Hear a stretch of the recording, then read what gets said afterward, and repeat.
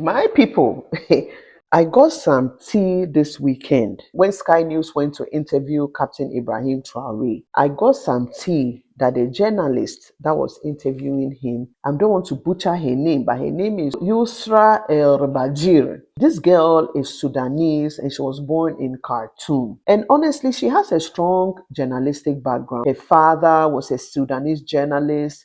Her mother was the first female publisher in Sudan. She went back to Sudan in 2015. She covered, Sudan revolution against Western sanctions for her own people. But right now, as we speak, we have 14 million people that have been displaced in Sudan. We also have 150,000 plus people that have been unalived. So my question is, why is she not reporting for Sudan? Why is she in Burkina Faso? All these problems with 150,000 plus people unalived, yet she was sent to Burkina Faso to question Traore. Guys, sit with that for a moment. You're looking at her background, it made me understand how Traore would actually sit with her. Because when you look at her background, she seems to have fought for Sudan. She actually fought for Sudan when Sudan was under sanctions. She covered 2019 revolution. She spoke on women's role. Recently, she even won a major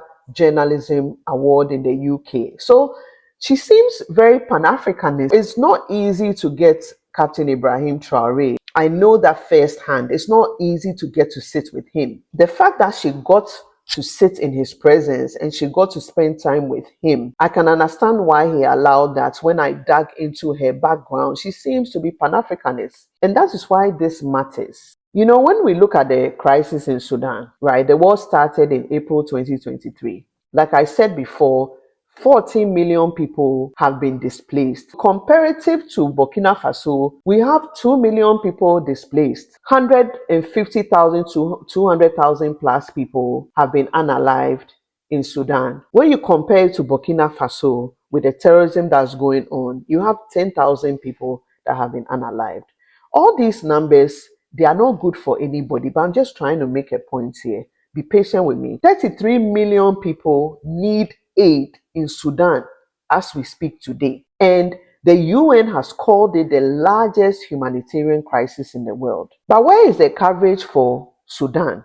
Aid has not reached Burkina Faso because the threshold to be able to get aid is 4 million people to be displaced. So where is the documentary for Sudan? She's the expert for Sudan. She's from Sudan. Why doesn't she go and have coverage on her military leaders who are unaliving people left, right, and center? The real point is that we all know that the Western media has a credibility problem in Africa, as we know. Africans are not trusting the Western media that have been propagating lies for centuries or years. So now the modus operandi is to send one of us, use an African journalist, legitimize the narrative. This is what they've been doing for years. They'll send someone that looks like us. That is not journalism. That is credibility laundering, like money laundering. And for a Sudanese woman to sit with our Captain Ibrahim Traore, a Pan-African leader, and call him a dictator, while her own government is killing her own people, it behooves me. I'm never going to understand. And the funny thing is that when she was sitting with him and asking him questions, there was something about her demeanor. It's like she didn't believe what he was saying. She acted like the enemy within. It's like she had a preconceived notion about Ibrahim Traore before she sat with him. And he was very clear with her, and it was like, if you feel I'm a dictator, have you gone around the town? Have you gone around to see what is happening and what is going on? All of us, if we get, will go and meet Traore and shake his hand. So if you get the privilege to go and sit with him, and then the headline from the interview was president for life inside Traore, Burkina Faso. I'm very, very happy for the backlash that she's getting. After she gets this backlash, she goes to call one uncle. I have seen his post on Sky News to help her strengthen their propaganda and the backlash. And you should see some of the comments. You should see some of the comments that People have written in the Sky News. So my question is, where were all these people when Burkina Faso was a forgotten land? Where were all these people when nobody wanted anything to do with Burkina Faso? When the people that were governing the country at that time were looting? Where were all these people when France sent troops to Burkina Faso and the terrorism was getting worse? Instead of highlighting what is going on in your country, Sudan, you are going to come and disturb Burkina Faso. Please, you should have learned from the first time that when it comes to Burkina Faso, don't go there. Africans have learned, and I'm sure the Western media are shocked with all the propaganda, with all that they are doing. It is not flying this time. I beg you, my sister, leave Captain Ibrahim Traore alone, and next time, do better. A 37-year-old man is building hospitals and food silos for his own country and using the gold from his own country. That one is where they have to send their attention. But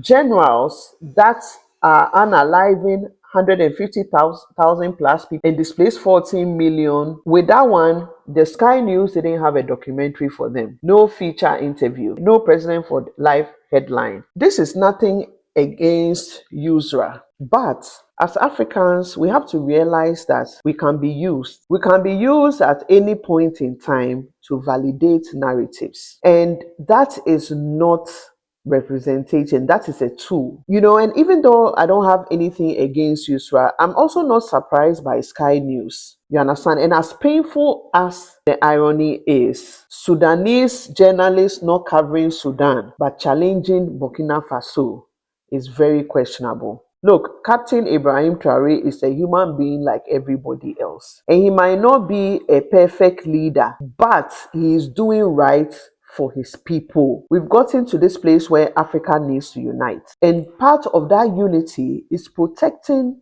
our leaders when they are being targeted. So my people, comments and let me know, what do you think about Yusra El-Bajir? Do you think that she made the right choice? Do you think that African journalists working in the Western media can change the narrative genuinely? Let me hear from you, my African people. Anyway, this is the Afritude movement, where we bring everything in the dark to light.